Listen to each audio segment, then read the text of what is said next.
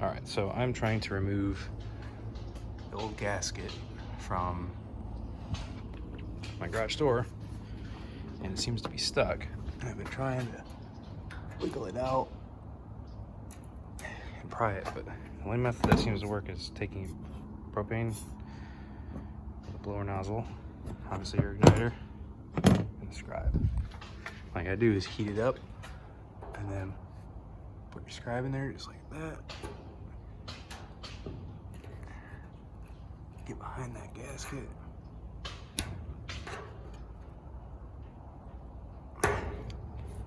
And it just pulls out.